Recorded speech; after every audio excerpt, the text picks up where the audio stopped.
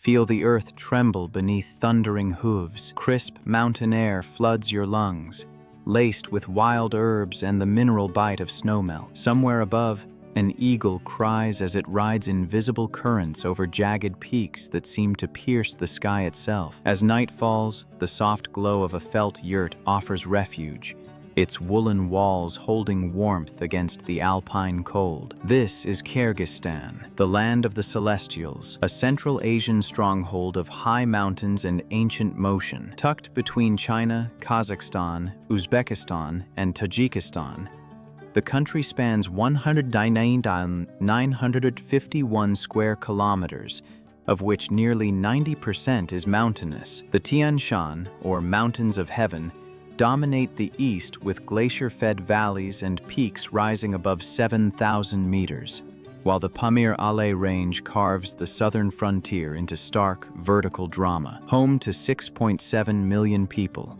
Kyrgyzstan remains one of the world's last strongholds of living nomadic culture. For more than 2,000 years, descendants of Turkic tribes have followed the rhythms of the land, moving herds of sheep, goats, and horses across vast jailoo, or summer pastures, perched at an average elevation of 2,750 meters. Life here is shaped by extremes. Winters plunge to +30 degrees Celsius, while summers can crest +135 degrees Celsius, demanding resilience, adaptability, and deep ecological knowledge. This is not a country you simply visit.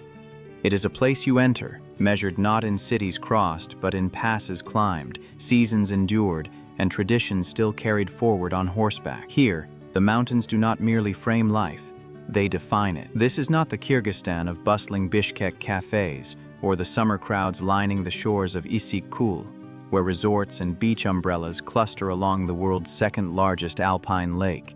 We are leaving that version behind. Our path leads off the tourist map, into the remote heartlands where asphalt fades into dust, cell signals vanish, and the pulse of nomadic life continues, much as it has for centuries. Here, horse trails replace roads, cutting through valleys untouched by mass tourism, where glaciers feed turquoise rivers and yurts rise like white constellations against endless green. In an era defined by speed and saturation, the world is slowing down. In 2025, global searches for slow travel and authentic cultural immersion surged by more than 40%, driven by travelers seeking meaning over checklists, solitude over crowds. Few places answer that call like Kyrgyzstan, a country where remoteness is not a marketing concept but a lived reality. This is a land built for immersion. Multi-day horse treks carry us deep into the Tian Shan, following routes once used by Silk Road caravans and seasonal migrations. At elevations above 3,000 meters, time stretches, days measured by sunlight, weather, and the movement of animals. Evenings end beside crackling fires, beneath skies so clear they reveal the Milky Way as a luminous river overhead. We enter the world of the yurt, a masterpiece of nomadic engineering perfected over millennia. Felted from sheep's wool, bound by wooden lattices, and assembled in under an hour, these circular homes withstand gale-force winds and sub-zero nights. Inside, hospitality is sacred. Guests are welcomed with kumis, fermented mare's milk, fresh bread, and bowls of steaming lagman or beshbarmak. Meals shared not as commodities, but as acts of respect. Life here moves to ancient rhythms. Shepherd families rise with the sun, tend flocks across high pastures, and pass down knowledge not through books, but through experience. How to read clouds, predict storms, and find water in barren terrain. Children learn to ride before they learn to write. Elders recite epics like Manas, a poem of over 500,000 lines, recognized by UNESCO as one of humanity's greatest oral traditions. Hospitality binds everything together. In Kyrgyz culture, a stranger is not a risk, but a responsibility. Doors open. Tea is poured. Stories are exchanged. In these mountains, community is survival and generosity is law. This journey is not about luxury, it is about belonging, however briefly, to a way of life that resists acceleration. A culture that measures wealth not in possessions, but in livestock, land, and the strength of human bonds. From forgotten Silk Road corridors to windswept jailoo where horses outnumber people, this is Kyrgyzstan as few ever see it. Raw, vast, and profoundly human. The trail stretches ahead, the saddle waits, the steps are calling. Let's ride. Kyrgyzstan's nomadic life is not a reenactment. It is a living continuum etched into the bones of Central Asia. Its roots stretch deep into prehistory, to the open steppes where Turkic tribes first domesticated horses around 3500 BCE, a turning point that reshaped human civilization. Mobility was no longer bound to footpaths.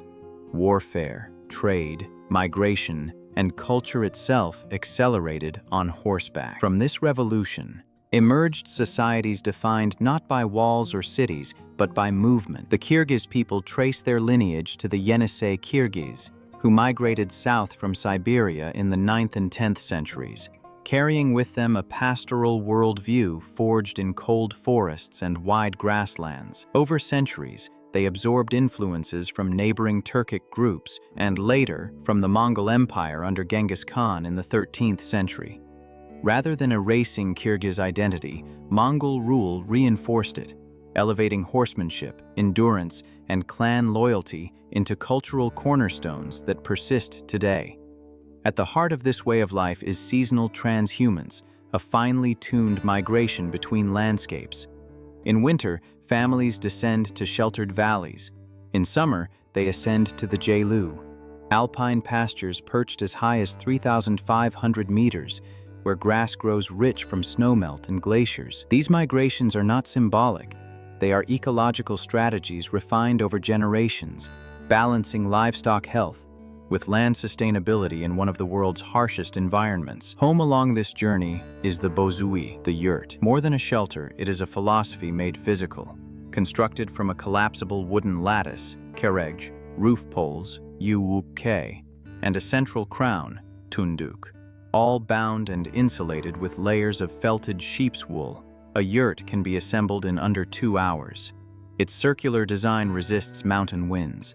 Its materials breathe in summer and insulate in winters that plunge below 30 degrees Celsius. The tunduk, now emblazoned on Kyrgyzstan's national flag, symbolizes the sky, family, and continuity between generations. Inside, the yurt becomes a canvas of identity. Shirdak and Alakiyi's felt rugs, hand-stitched with swirling patterns, are not mere decoration. Each motif encodes lineage, protection, fertility, and memory, passed down as heirlooms. To step into a yurt is to step into a family's history. And then there are the horses, the undeniable heart of it all. Known poetically as the wings of the Kyrgyz, horses are partners in survival, not tools. Today, Kyrgyzstan is home to over 400,000 horses, a remarkable number for a country of 6.7 million people. The Kyrgyz horse, small but powerful, is perfectly adapted to altitude, scarce forage, and long distances, capable of navigating scree slopes, snowfields, and river crossings with instinctive precision. Horses herd livestock, carry families across mountain passes, and dominate cultural life. At festivals, they thunder across the plains in traditional games like at Chabish, endurance races spanning dozens of kilometers, and Kok Boru, a fierce equestrian sport echoing ancient warrior training. Even today, a child's first ride marks a rite of passage, binding identity to the saddle from the earliest years. In Kyrgyzstan's high pastures, nomadism is not nostalgia, it is resilience in motion. A dialogue between human, animal, and landscape that has endured empires, borders, and modernity. Here, life still follows the hooves, the yurt still turns with the seasons, and the steppes still remember. This is not history frozen in time. This is a culture still riding forward. The Tian Shan, celestial mountains, are not merely a backdrop to Kyrgyz life. They are its architects. Rising like a stone ocean across eastern Kyrgyzstan, this vast mountain system forms part of a UNESCO World Heritage landscape, protecting more than 2.4 million hectares of alpine ecosystems, glaciers, and high-altitude grasslands. Here, the Earth heaves upward into extremes, peaks that scrape the sky, valleys carved by ice, and rivers born from ancient snowfields. At the crown stands Gengish Chokusu, also known as Victory Peak, 7,439 meters high, the tallest mountain in Kyrgyzstan, and one of the most formidable summits outside the Himalayas. Its glaciers, among more than 8,000 glacial bodies in the country, feed rivers like the Naran, Chu, and Talas, lifelines that irrigate valleys and sustain the seasonal migration of herds. According to data from UNESCO and the World Glacier Monitoring Service, these meltwaters support not only nomadic pastures, but millions downstream across Central Asia. Nowhere is this relationship between mountain and nomad more visible than in Naran province, Kyrgyzstan's largest and most remote region, spanning 45,200 square kilometers of high plateaus, windswept passes, and endless jailoos. At an average elevation above 3,000 meters, Naran is a land of stark beauty and profound silence. Roads thin, cell signals vanish, and modern tourism fades into insignificance. Here, summer pastures stretch to the horizon, dotted with white yurts like stars fallen onto green velvet. In these highlands, hospitality is not a service. It is survival encoded as culture. Travelers who arrive are welcomed not with menus or schedules, but with tradition. A wooden bowl of kaimais, fermented mare's milk rich in probiotics, consumed for centuries, for stamina and digestion, and beshbarmak, the national dish, hand-cut noodles topped with boiled horse or mutton, eaten communally with the hands, as the name literally means 5 fingers. Anthropologists and food historians note that these foods are nutritionally dense, perfectly adapted to high-altitude life and long days on horseback. Yet this continuity was once violently interrupted. During Soviet collectivization in the 1930s, nomadic life was systematically dismantled. Herds were seized, forced settlements imposed, and yurts replaced with concrete villages. Livestock numbers collapsed, and with them, famine swept the steppes. Oral histories preserved by Kyrgyz elders still speak of this rupture as a cultural wound, when movement was forbidden and the mountains fell silent. But history turned again. With independence in 1991, Kyrgyzstan reclaimed not only its sovereignty, but its nomadic soul. Seasonal herding returned. Yurts rose once more on the jailoos. Horse culture reasserted itself not as folklore, but as livelihood. Today, according to data from the World Bank and the Food and Agriculture Organization, FAO, nearly 60% of Kyrgyzstan's population remains rural, and livestock herding contributes roughly 20% of national GDP, a remarkable figure in a modern economy. This revival is more than economic. It is existential. Festivals celebrate ancestral horse games. The tunduk, the crown of the yurt, anchors the national flag. Children still learn to ride before they learn to write. And in provinces like Narin, life continues to orbit the seasons, the herds, and the high pastures where grass meets sky. In the Tian Shan, the mountains do not dominate humans, they collaborate with them. Glaciers give water, pastures give life, and the nomads give meaning to the land.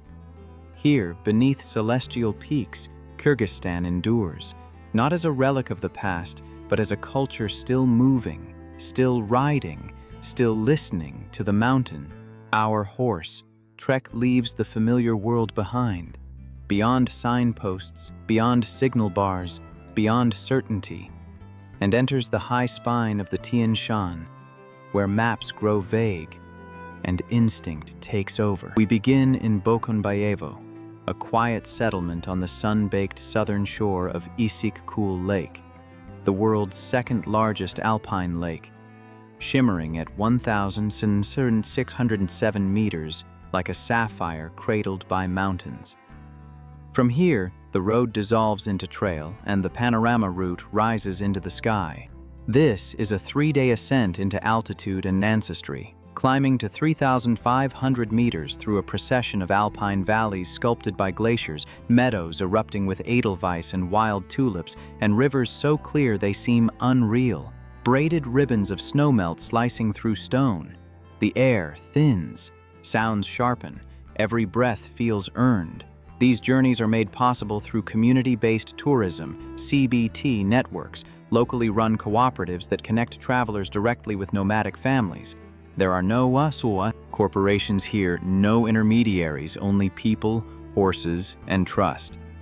For 5,000 to 10,000 Kyrgyz sum per day, roughly 60 to 120 US dollars, everything is provided. Sturdy mountain horses, experienced local guides, 3 meals a day, and nights spent in yurts pitched on remote jailoos that few outsiders ever see.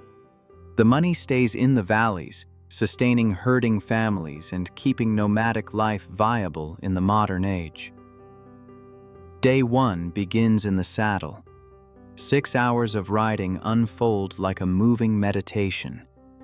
The trail zigzags upward through narrow passes such as Tashtar Ata, where switchbacks cling to cliffs and hooves strike ancient stone polished smooth by centuries of passage.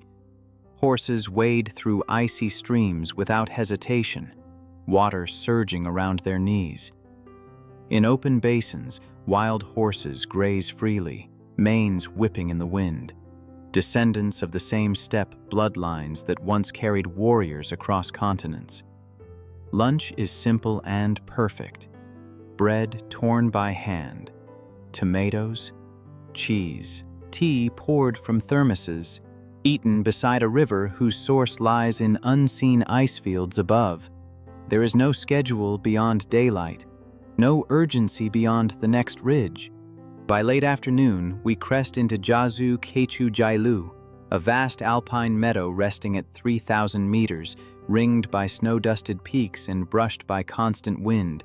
Smoke curls from a lone yurt in the distance. A shepherd family emerges, not surprised, not hurried, only welcoming. Inside the yurt, warmth replaces altitude's bite. A cast-iron stove crackles, fueled by kurut, dried dung collected from livestock, the traditional and sustainable heat source of the highlands. We are offered hot black tea, fresh bread, homemade jam, and plufiki, rice slow-cooked with carrots and meat, fragrant with cumin. Hospitality here is not transactional. It is a moral code older than borders. The yurt itself is spare and beautiful. Felt-lined walls mute the wind. Simple beds line the perimeter. A single solar-powered bulb glows softly after dark. There is no running water, no shower, no mirror, but none are missed. Outside, the temperature drops sharply and the sky explodes. Above us, the Milky Way spills across the heavens, unobstructed by light pollution, a river of stars flowing from horizon to horizon. Satellites drift silently overhead. Somewhere in the darkness, horses snort and shift. The mountains stand immovable, eternal witnesses. Here, stripped of comfort and distraction, wonder becomes unavoidable. This is not adventure staged for visitors. This is nomadic life, briefly shared, a reminder that the trail does not end, it only rises. Day 2 dawns sharp and luminous, the kind of mountain morning where frost still clings to grass even as the sun burns gold along the ridgelines. Horses are saddled in silence, breath steaming in the thin air, and once again we move. 6 hours deeper into the Tian Shan's hidden arteries. The trail rolls through lush highland valleys, their slopes carpeted with alpine. Flowers, gentians, edelweiss, wild poppies, blazing briefly in a growing season measured in weeks. Clouds build without warning. In the celestial mountains, weather is not forecast, it is encountered. A sudden hailstorm rattles down like thrown gravel, stinging skin and horsehide alike, then vanishes as quickly as it came, leaving the land washed clean and glistening. If needed, We shelter in a simple stone hut, remnants of seasonal use by herders, proof that survival here has always depended on adaptability.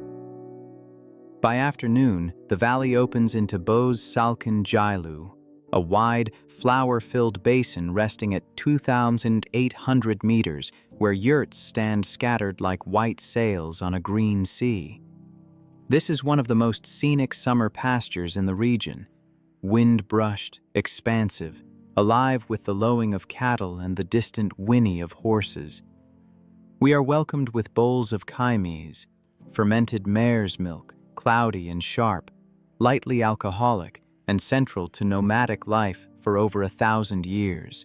Rich in probiotics, lactic acid bacteria, and enzymes, Kyrgyz is believed, by tradition and modern nutritional studies alike, to aid digestion, boost immunity, and restore energy after long rides. To drink it here, fresh and foaming, is to participate in a ritual older than written history. As evening settles, the jailoo becomes a classroom without walls. We learn to milk mares or sheep, hands awkward at first, then guided patiently by those who have done it since childhood. Elders share stories over tea, memories of Soviet collectivization, of herds taken and movement restricted, then of independence in 1991, when yurts returned to the high pastures and pride followed them back. Their voices carry no bitterness, only endurance. Laughter follows. Traditional games begin. Ordo, the ancient knucklebone game once used to train warriors in strategy and precision, unfolds on the grass as players crouch, aim, and strike amid cheers and good-natured rivalry. The fire crackles. Stars return. The mountains listen. Day 3 arrives quietly, and with it, the long descent. The trail drops steadily through open ridges and sweeping viewpoints, each turn revealing wider panoramas until, at last, Issyk-Kul Lake reappears. Vast, luminous, unreal, stretching 182 kilometers long and framed by snow-capped ranges, Issyk-Kul sits at 1,607 meters, the second largest alpine lake on Earth. Despite winter temperatures plunging far below zero, it never freezes, its slight salinity and thermal springs keeping it liquid year-round, a geological anomaly revered in local legend as the Warm Lake. By afternoon, we return to Bokunbayevo, boots dusty, muscles sore, senses sharpened. Yet the journey does not end abruptly. For those who linger, there are final windows into Kyrgyz heritage. Eagle hunting demonstrations, where golden eagles, trained through generations, launch from rocky outcrops to stoop with astonishing speed, or yurt-building workshops, where wooden frames rise, piece by piece, revealing how a nomadic home is born from geometry, craft, and memory. 3 days, a handful of valleys, a lifetime of echoes. In the Tian Shan, the trail teaches what cities forget, that endurance is learned slowly, that hospitality is strength, and that freedom, true freedom, still moves on horseback, beneath the endless sky. For those who choose to ride farther, beyond the comfortable edge of remoteness, the journey continues to Songkul Lake, the spiritual heart of Kyrgyz nomadism. Suspended at 3,013 meters in the vast bowl of Naran province, Songkul is not merely a destination, it is a seasonal gathering of life. The lake stretches 90 kilometers long and 57 kilometers wide, its high-altitude waters shimmering silver beneath skies so wide they seem to bend the horizon. Each summer, more than 10,000 nomads migrate here, driving an estimated 200,000 horses, sheep, yaks, and cattle into the surrounding jailoos. From June to September, Songkul becomes a moving civilization. White yurts blooming across the grasslands, smoke rising in thin columns, children racing on horseback along the shore. There are no permanent villages, no paved roads hugging the lake, only rhythm, weather, and tradition. The approach itself is a rite of passage. From the village of Kizil Oy, a 3-day horse trek climbs steadily into the Tian Shan's interior, ascending over Kalmak Ashu Pass at 3,446 meters. The air thins, wildflower meadows give way to stark alpine tundra, rivers braided with glacier melt must be crossed on horseback, their icy currents testing balance and trust. Each ridge promises an ending, yet reveals only another horizon. At night, yurts await, pitched by herding families who live here for months at a time. Inside, the scent of felt, smoke, and simmering food fills the air. Dinner is beshbarmak, eaten communally, followed by bowls of Kyrgyz, its sharp tang cutting through fatigue. Outside, the lake mirrors the sky, sunsets igniting the water in hues of gold, violet, and steel blue so vivid they feel unreal. These routes exist beyond tourism choreography. Encounters unfold naturally, uncurated. You may join shepherds at dawn, learning to milk mares or sheep, or help round up livestock before weather turns. You may witness salbaroon, the ancient art of eagle hunting, where golden eagles, trained through years of patient bonding, launch from a hunter's arm in explosive silence. Or if timing allows, you may see kok boru, a thunderous horseback game played with a goat carcass, symbolizing strength, coordination, and nomadic identity, unchanged since the era of steppe warriors. The landscapes here overwhelm language. Snow-capped Tian Shan peaks encircle the basin like guardians. Jailoos roll endlessly at 3,000 meters and higher, dotted with grazing yaks and sheep. Crystal lakes reflect mountains with mirror precision. Valleys remain unnamed on most maps. Nearby, places like Altin Erashan offer geothermal hot springs, natural pools steaming beneath pine forests, where sore muscles loosen and silence deepens after days in the saddle. Weather governs all things. Sun can scorch at noon, only to surrender to hail an hour later. Storms sweep in fast, drenching the steppe, then vanish, leaving rainbows arched impossibly over open land. Layers and waterproofs are essential, but patience is more so. In the Tian Shan, resistance to weather is futile. Acceptance is survival. What endures most, however, is hospitality. Nomadic families share what they have: plov, kurut cheese balls hardened by wind and time, endless tea poured without asking. Evenings stretch long as elders speak, of seasonal migrations, of summers in the mountains for fresh grass, winters in valleys for shelter, of Genghis Khan's legacy, of Soviet years when movement was forbidden, and of the post-1991 revival, when horses once again carried families back to the high pastures. These stories are not nostalgia. They are continuity.